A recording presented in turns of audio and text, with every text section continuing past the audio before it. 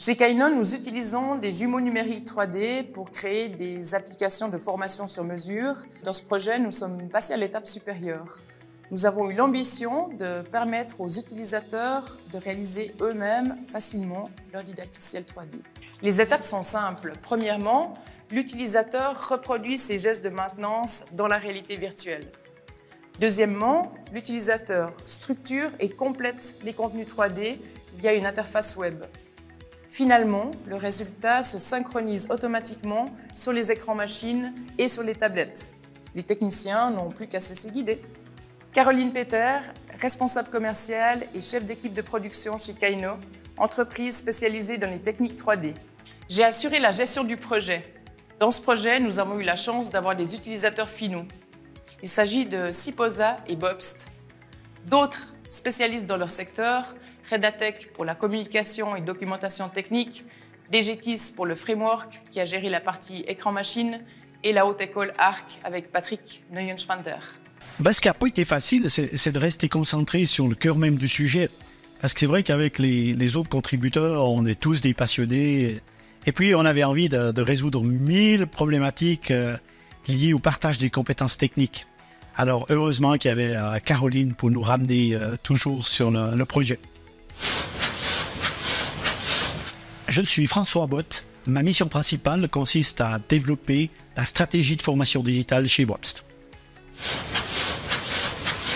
Bien sûr, dans notre industrie, ce qu'on aime bien en termes de formation, c'est directement organiser les cours sur les machines.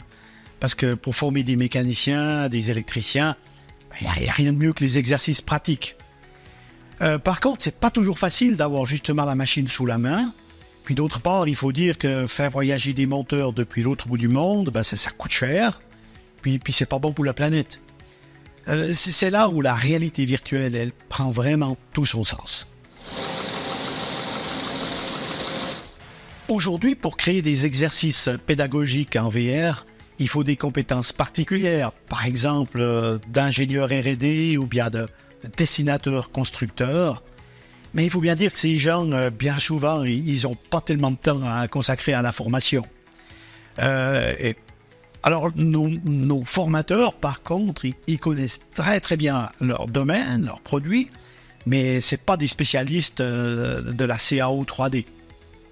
C'est pour ça que le projet proposé par Kainos, il nous a tout de suite intéressés, parce que si le formateur, il peut lui-même créer des séquences d'échange de pièces en manipulant un jumeau numérique, c'est beaucoup plus rapide et efficace. Je suis sûr que les formateurs, ils vont très vite comprendre l'intérêt de ce nouvel outil.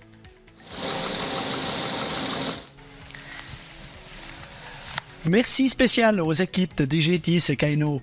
C'était vraiment super de travailler avec eux et avec tous les autres contributeurs du projet.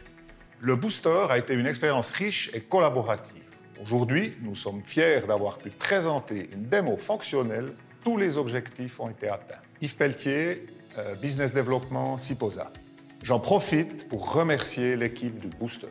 Les résultats sont prometteurs, raison pour laquelle nous souhaitons poursuivre le projet. Nous recherchons des clients ou des investisseurs précurseurs dans leur domaine à se joindre à nous. La suite pourrait se concrétiser en projet pilote, ce qui permettrait à nos partenaires de se différencier et ainsi obtenir un avantage décisif sur leurs concurrents.